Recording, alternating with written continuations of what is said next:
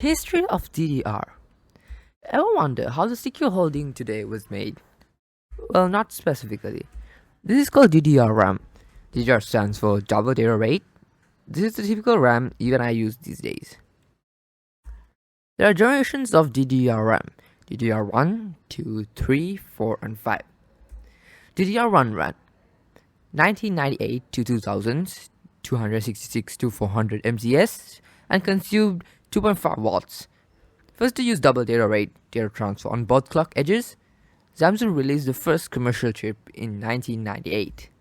DDR2 RAM, made in 2003, 533 to 1066 MZS, 1.8 volts. Improved bus signal, 4-bit prefetch, dual channel mode support, lower voltage, reduced heat and power. DDR3 RAM, made in 2007, delivered 1066 to 2133 MZS and consumed 1.5 volts. 8-bit prefetch, flyby topology, much lower power consumption, where for laptops dominated market for 7+ years. DDR4 RAM, 2014. It delivered 2133 to 3200 plus MTS and consumed less power, 1.2 volts.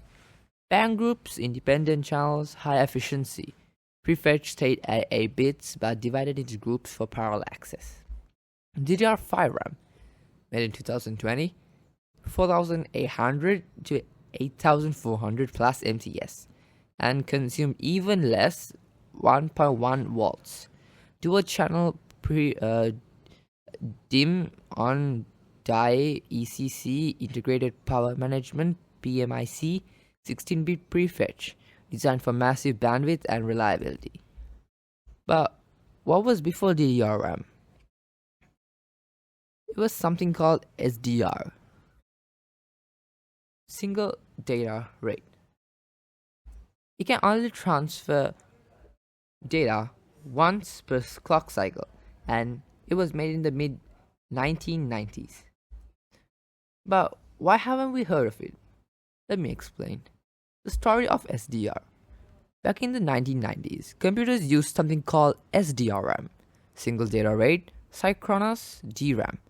It was a big step forward at the time because it synchronizes with the CPU clock, but it only moved data once per cycle on the rising edge of the clock. It worked fine for early Pentium era machines, but as CPUs and GPUs got faster, SDR couldn't keep up. The processor would sit idle, waiting for memory to catch up. This became the infamous memory bottleneck.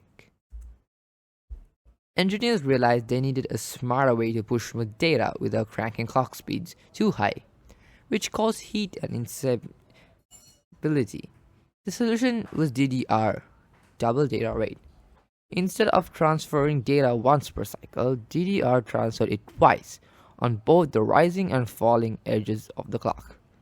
So that's the history of DDR RAM.